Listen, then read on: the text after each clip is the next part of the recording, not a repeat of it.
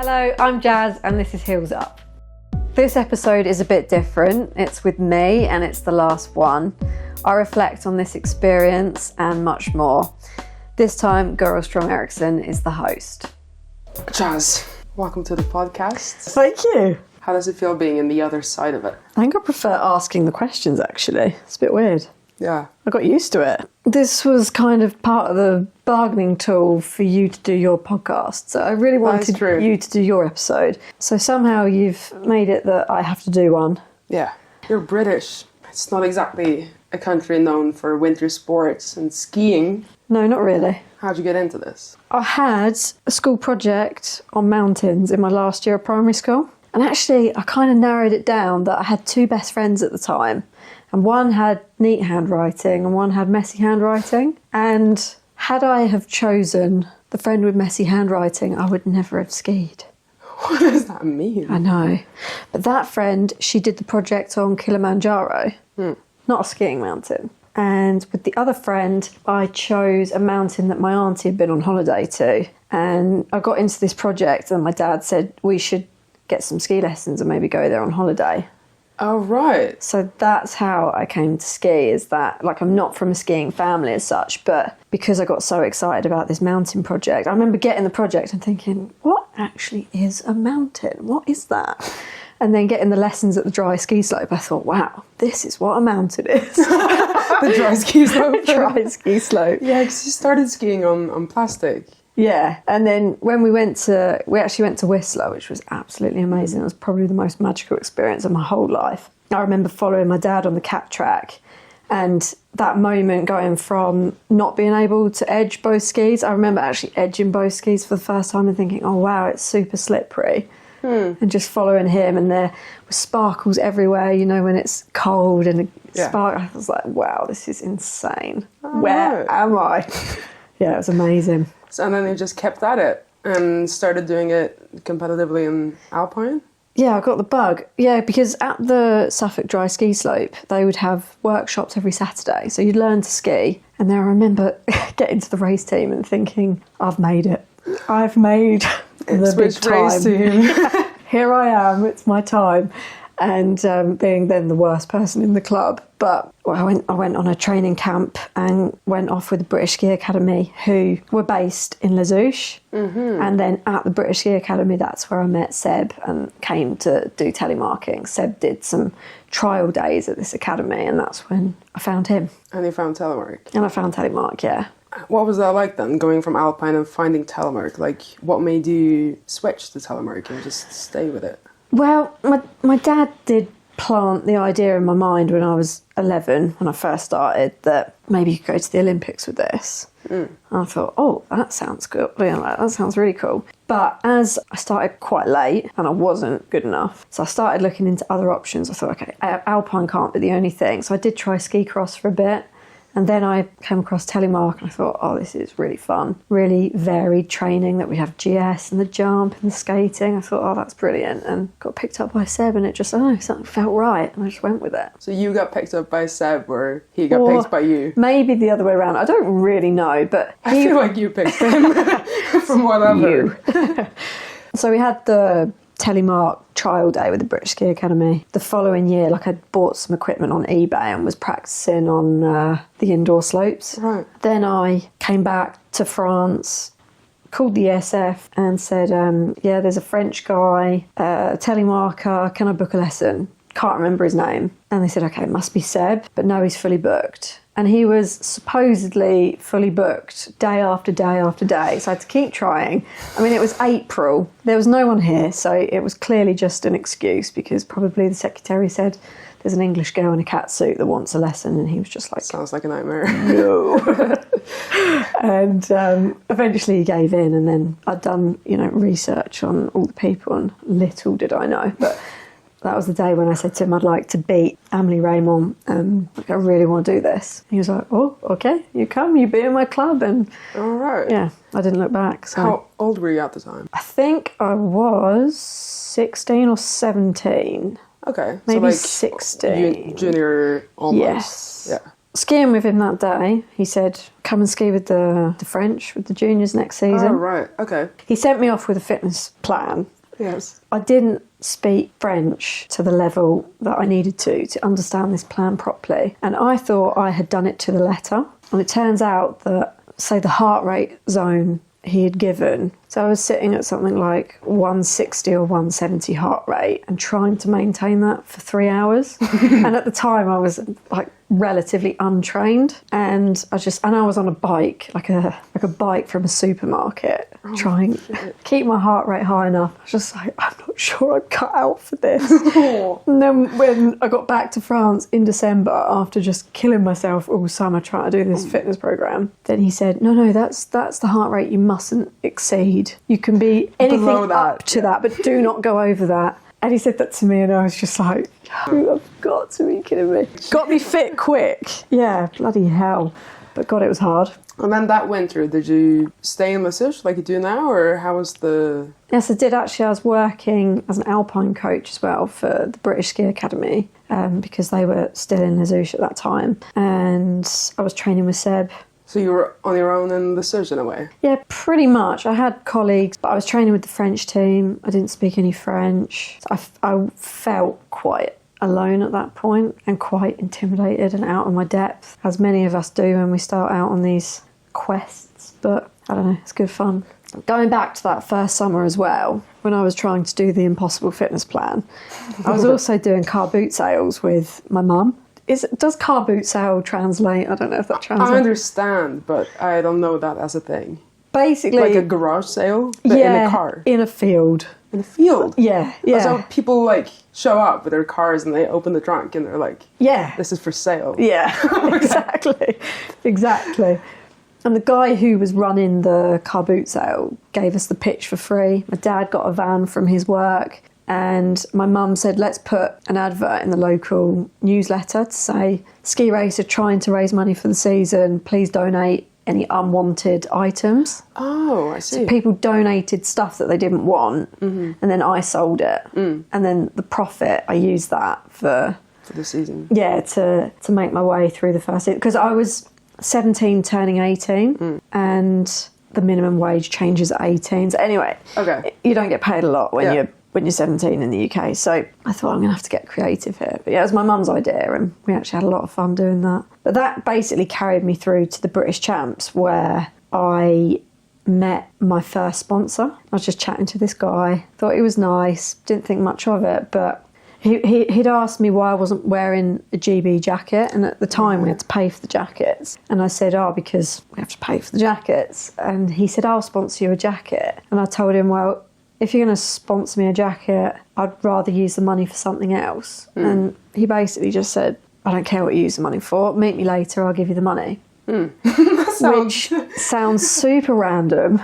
And even at the time, I was a bit puzzled, but I went with it. He gave me like 400 or 500 euros cash, and I put it towards travel and more training and paying whatever I needed to pay for. And at the end of that season, I then got a bronze medal at the World Junior Champs. Right. And I phoned his office to say thank you, to say like, you helped me do that. But a lady answered the phone, and I said, yeah, hi, is my sponsor there? And she was maybe a bit wary, like, who's this? Not the normal customer kind of thing. And I said, yeah, it's a bit of a weird one. My name's Jazz. I was given some money. I just wanted to give an update and say thanks. And she said, Jazz, I'm looking at a picture of you on my desk right now. I was like, what the hell? But yeah, like next day I checked my bank account and they'd sponsored me again.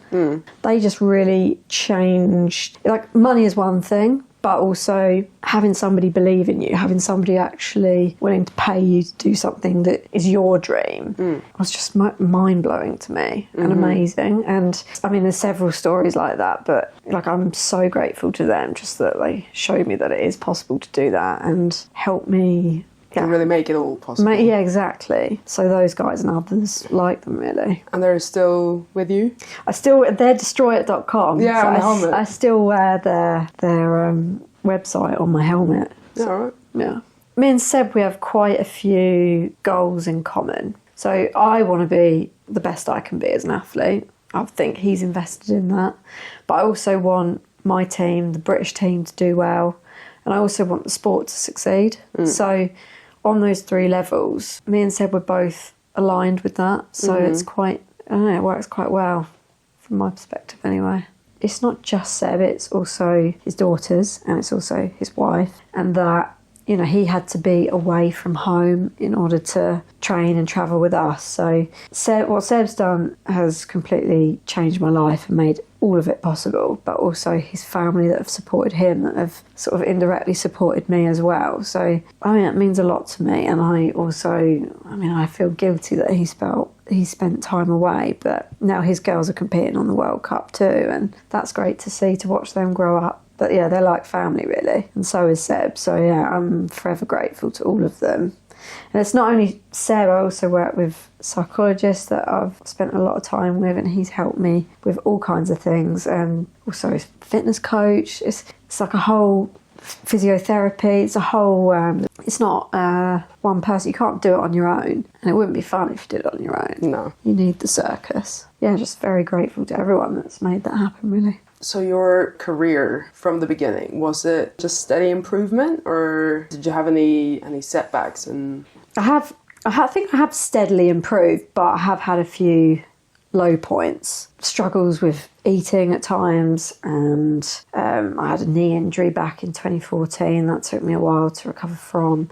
But from that as well, that's where you get picked up and you sort out your strength and conditioning. So there's always something of benefit that comes from it. But I do remember being quite heartbroken at the time that I'd missed my last World Junior Champs. I felt very excited and motivated for that. So to then have that taken away, that was a blow. You know, everybody has ups and downs in life, don't they? And seasons which are more or less difficult. But I think on the whole, I've had a really good time and met a lot of cool people. Yeah, 2023 was a particularly difficult season. I had real difficulty getting to sleep that year. And I think I was just really over the limit stressed with so many different things. I'd had quite a bit of life change as well leading up to that. I'd had a long-term boyfriend, which didn't work out, and a friend of mine was in a similar position. Actually, we were both unwell. I had COVID, so I was a bit isolated.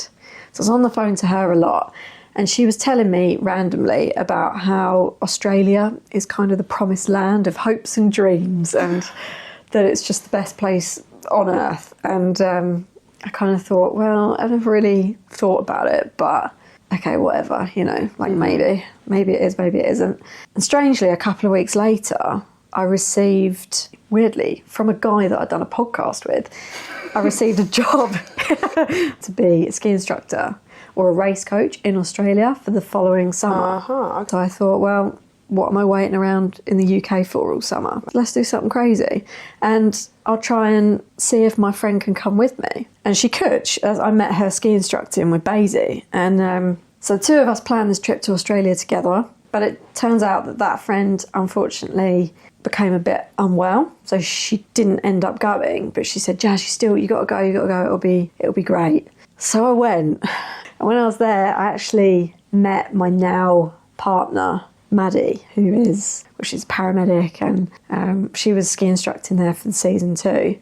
So just went on this trip ski instructing, and then like kind of met my person, and she's honestly like the best person I've ever met, and so I'm really happy. But it was a massive life change. And as well, what was strange is that boss who offered me the job, halfway through the season I went in just to have a check-up with him, and he said, how are you getting on with everyone? How are your roommates? And I said, oh yeah, like I'm really enjoying it. I'm really having a good time, and I especially getting on well with Maddie. And he said, oh yeah, funny, when your friend cancelled, Maddie is the one that I replaced her with in your room. Right. I thought, oh, that's maybe some crazy. destiny or fate or something, I don't know. But it was a lot of change, and I don't know whether my brain could totally keep up with that. Yeah. It was just a bit of a difficult time. It took a little bit of adjustment, and An overwhelming season. Yeah, that makes fun. exactly. Yeah, 23 was also tricky because my mum suffered a stroke during COVID, and it turns out that she has a very rare genetic type of heart failure, and it's ongoing. And with my mum, it is a real point of sadness. That said, she's doing really well, but because it is a genetic condition, I had to go for testing as well. Yeah, because you might have it. It turns out I don't have it, but it took 10 weeks to get that answer. And then, of course, every little flutter you have in your chest, or you think, oh God, what does that mean? What is that? And you just get super paranoid. It's horrible, actually. But the doctor had said to me, if I did have it, I'd probably have to stop skiing, and I'd have to probably not really do high intensity sport really ever again. So it was a big moment, and I felt quite alarmed, obviously, when the person told me that. So yeah, there was a few things going on that year, amongst other things, but yeah, it could have been a very life-changing yeah, it could have been thing. completely life-altering. And I was also at a point thinking, well, I've done 10 years up until now. Have I done myself a lot of damage? Yeah. So that was scary too. Thankfully, I'm okay, and just, sad for my mum, really. Yeah, right. That season, just sort of things came to a head, but somehow got through it, and we got to the World Champs. Yeah. And the story of Amity Raymo is, in my eyes, the best telemark athlete. I mean, in many people's eyes, but she's really one of the greats. So racing her in the World Champs and crossing the finish line in the parallel before her. In the semi-final. In the semi-finals, it was like, oh, wow, what just happened?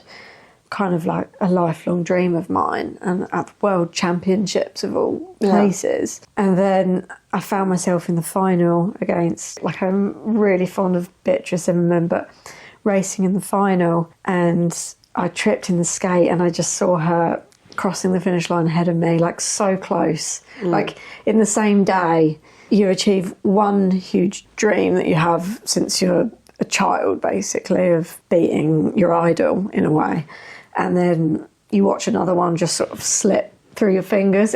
You just think, what is this sport? What is this sport? It really captures the parallel. Yeah, just insane. But that said, I am extremely happy for Bea.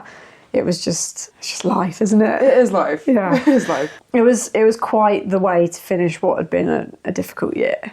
So you talked about the 23 season being difficult.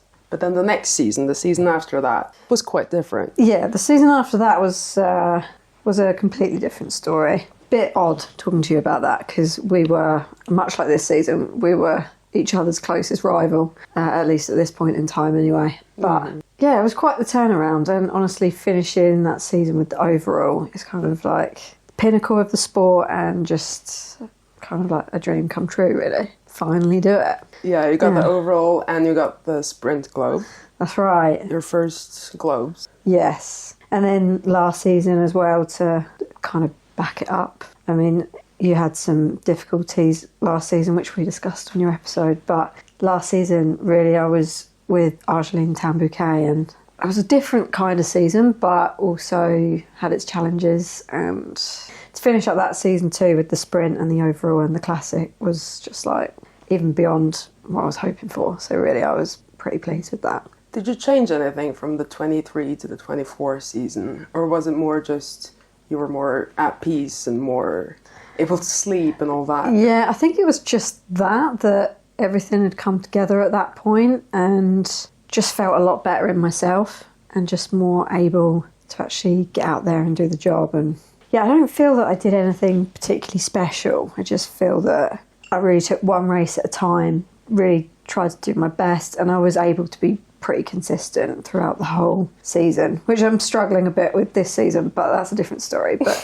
the last two seasons have been consistent, and I mean, the overall globe's really dream. Yeah, like I said, dream come true. So very happy to have done it. So now it's mission accomplished. You're just missing the World Champs gold. Yeah, and the parallel globe in a way, but yeah, it's not really. I'd love it to be my forte, but it's just not my forte. And I feel like with the parallel, you just can't. You can't really plan. You can't really plan it. Not that you can plan for any of it, but there's so many factors with the parallel. So if it comes, it comes, and if it doesn't, it just doesn't. It's a bit like that. There's kind of no feeling like it when you cross the parallel and you've won, because you know it immediately. You've crossed the finish line and you're the winner. That is true. We don't have that with sprint and classic, so kind of like the best vibe comes from the parallel, but there's just so much madness that for me it can be frustrating with the parallel, just because I feel that my performance, perhaps like my most solid element, is the skate, and sometimes the way that the parallels are set up is that the skate is not at the advantage, that if you get stuck behind, you're stuck. Oh, definitely. And you can't express yourself completely with the skating part. So for me, when there's something to be done in the skate, I find that fun. That's where it gets exciting. So that's what a good parallel is in my eyes. That's fair. Yeah. Do you find it difficult to try to be in a flow state then, if you're not, if you have a bad race? Yes. Well, I don't think you can try to be in a flow state. No, but at a certain point, I feel like I maybe become a bit desperate. Like, what can I do? At that point, my best coping mechanism is having a sense of humour about it. Is it? Yes. When it's been super close with the points and the globe last season, the season before, I just remember almost finding it funny. Like, this is so much pressure that it's a joke. And, it's ski racing, it's not that serious. It just felt, it sort of became laughable to me somehow. Oh. And that sort of sets me free. But I have to be quite backed in a corner to get to that point. Like, I can't just have it. Yeah. And I feel like if you do something, you can't fake it. You can't do it because you want a result. You have to do it in a true, genuine way where you just say, oh, to hell with this, for goodness sake. Let's just do it. Let's just get it done. If you have a bad run then, or just a day, do you have any strategies to get back? I get over it quicker than I used to. I don't know if I get over it quick. I think the main thing that pulls me back is thinking of who you want to be rather than what you want to do. Yeah. So if at the end of my tether or frustrated or whatever, then I just think, what person do I want to be in this moment? It's gone wrong. Do I want to be the sort of person that just accepts it going wrong, or do I want to be the sort of person that fights back and always does my best, no matter what? And that's ultimately what I want to be, even if everything's gone wrong, All right. Last season as well, in those last races in Tion, we had the classic first. Winning the classic was really a moment, and then the sprint the day after. And I mean, the sprint was actually a kind of crazy day because I'd finished 8th on the first run. Yeah. And I thought, I mentioned it before, but feeling so much pressure that it becomes funny. That's kind of what happened to me on that day. Like, normally what should happen probably is that a bit of panic sets in, but Maybe. It just felt like, this is ridiculous. And because you were leading before that race, right? I had been leading the sprint the whole season. Yeah. And I had been leading the overall the whole season. So I had the pressure right from the beginning. And it got to the final sprint. And at that point, Argeline was actually winning the first run and I was in 8th. So had the results have stayed like that, she would have won the sprint globe. Yeah. But they didn't stay like that. I had a better second run. She didn't actually have such a good second run. And that's difficult for Argeline. I can understand that. But that is also part of ski racing. It is kind of like the overall and all the globes is every race sort of put together. Yeah. But it feels like the last race is more important, even though it's really not. It's not. It's just the same any- value as any other yeah. race. It's just more pressure because you're calculating Yes. and all that. Yes. It's so dependent on other people as well because you're in 8th and it depends on does anyone else pass you or Argeline between run Exactly. 1 and 2? And Exactly. You can't plan for it. But yeah, I just had this sense of, there was really no panic. I just felt like, this is ridiculous. Honestly, this is just ridiculous. In any case, in that final sprint race, crossed the finish line, realised the positions, and then understood that I'd won the sprint globe, but I'd also won the overall because I had more than 100 points going into the last day.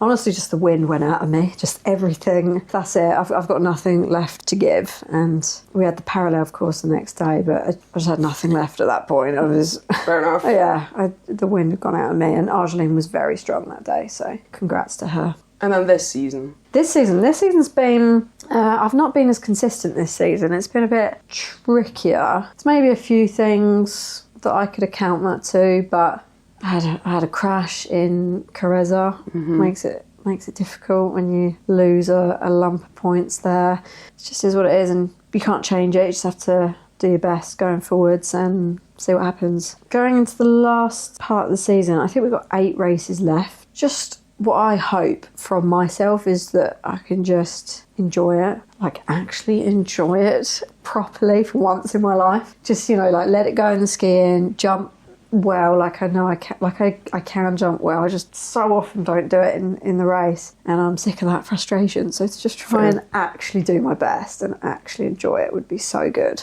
So the international team, 9 nations in a van. I know. Did you ever have any travel disasters? Yeah, we've had a lot actually. Yeah, we're not like super on it with the organisation. We had this one incident. When you're living out of a bag, I like to separate my dirty laundry from my clean clothes in my bag. Understandable. I put my dirty laundry in a bin bag. I maybe accept some responsibility. I put said bin bag with the actual bin bags that we were staying in the chalet. No, why'd you do that? And my silly teammates put all my dirty laundry in the bin. So last season I was down to like very few pairs of knickers and socks and ski underwear, and sports bras went in the bin. Just like horrible accident. And we got to Melsefru and I said, where are my clothes? Where's the bin bag? And they all just, like look at each other like, well, it's not me. It wasn't me. I didn't do it. It was him. So yeah, that happened. That wasn't obviously the best. But then I thought, gosh, I'm super low on underwear now and I need to do something about that. My partner was coming out to visit and I thought, okay, online I'm going to buy the underwear that I know fits me, suits me well. I bought 10 sets and I thought, crikey, that's expensive. Jesus, like the cost of living is off. Inflation. Hitting us hard. The cost of living is off the scale. But it turns out that I'd bought 10 packs of 3. So I had I went from putting all my clothes in the bin to just having more knickers than I knew what to do. It's like, that was a disaster. So You're not running low anymore though. No, God, I've got like a month's supply. We're like 2 months supply. Good Lord. It's a good story. Yeah, it's not great. It's not great for me. And what do you find is the toughest part of competing?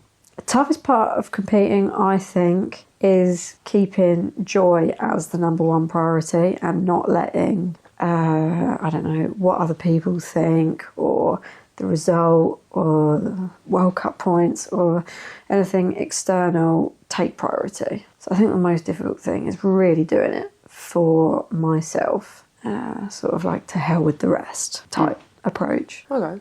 And it's funny as well what you think you'll remember. Like on the day of the race, it's all important how many seconds you're behind, ahead, whatever, or what position you finish. But then if I think back 5 years ago to, I don't know, skiing in Kravavic, do I remember where I finished? No. But I can remember sliding down the piste with Louis Hatchwell on his suitcase, or Masha having too much to drink and blaming the lemonade, or, silly stuff like that. The silly stuff. The silly stuff, but you don't remember the results, and it feels so important, but it's just so not. Yeah. Like, probably we'll remember doing this, but will we remember exactly how many points we were here and there at the time of recording? No.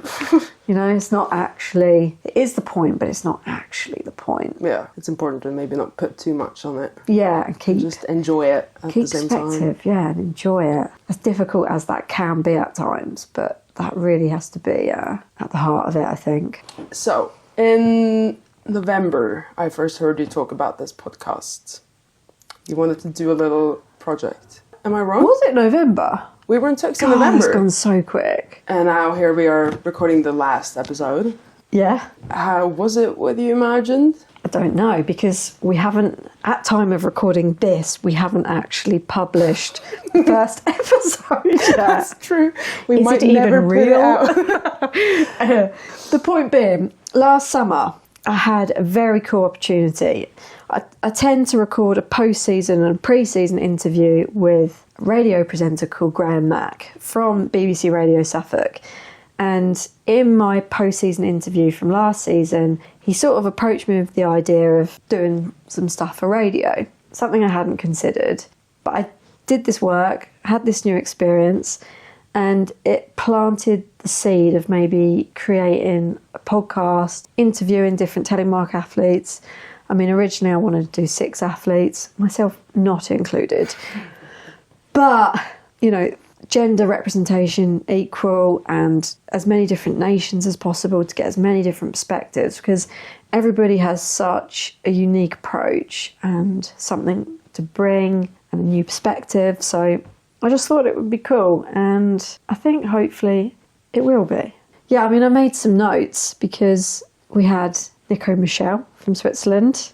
He nearly made me cry what he said. Amazing episode. I have to read some of the stuff I've written. He just talked about being good in his own shoes and being proud of who you are. Mm-hmm. I thought that was not something you necessarily expect from Nico, but at the same time you totally expect it, and just that if he feels good in himself, he's happy. We had Anna Kessler from Germany, and Anna talked about seeing things in quite a balanced way and not taking sides and not having to take a side. Just, you don't have to be here or there. You can just be who you are and just, you know, keep a clear mind and not get too stressed by anything. Just sail through. So I like that. We had Jed Kennison. Jed also contributed the music. Jed had been through this life-changing, life-threatening experience, and just how telemark and the love of that was at the centre of his motivation for fighting for his life and learning to walk again and just get back on his feet. I mean, that was unbelievable, wasn't it? And then getting back to racing. And racing again. Argeline as well, Argeline Tambouquet from France, and with the heartbreak of her breaking her ACL. But actually after the podcast I did exchange a few messages with Argeline, and she said that the part that she really, really missed the most was just being with everybody and all those little moments in between and around the racing that we all take for granted, but just to not take it for granted and to really be there and enjoy it. So, yeah, just talking to her was really eye-opening, and she's obviously not defined by this injury. She's got this whole amazing career. And I also felt like that brought a very interesting perspective to it. Talking to her right after the surgery and everything happened was crazy. I mean, we spoke to her the day after her surgery, so it was so fresh. The heartbreak is all part of sport as well. So it was really interesting talking to Argeline. Then we had Lucas Pages from Andorra. Just his approach, not taking yourself too seriously, and also his love of the mountains and nature and how he admires and respects that. And I thought that really came across when we spoke to him. And then, of course, there was you. And actually, I like what you said about thinking you had to be serious at start, but maybe actually not. Mm-hmm. And what we think works in life maybe doesn't work. You know, you do X, Y, and Z and it equals this, except it doesn't, because life just doesn't work like that. And sometimes you have to just switch it up and go with it. We had Ole Kolberg from Sweden. Was just impressed by how persistent he is. He won his first World Cup just 2 days after we recorded that, which is insane. He's so nice, he's so clever, and he's just doing so much for so many people. I don't know how he's doing as much as he's doing. Really? So that was amazing and impressive. Yeah, I feel like I've learnt so much. Yeah, me too. And it's been a lot of fun. I should do thank you to you for editing everything, for making it happen, for producing it, to Jed Kennison for the music, to Farley Bowden for the graphics. It became a little team effort in the end, and it wouldn't have happened without you guys, so just thank you for that. Oh, it's been fun. Yeah. Season 2. No! Thank you so much for listening. I hope you enjoyed it. I've enjoyed it. It's been quite the experience, and thank you so much to everyone that's made it possible. This podcast was produced and edited by Gurl Strom Eriksson, music by Jed Kennison. We are on Spotify and YouTube. You can follow us on Instagram at HeelsUpPod.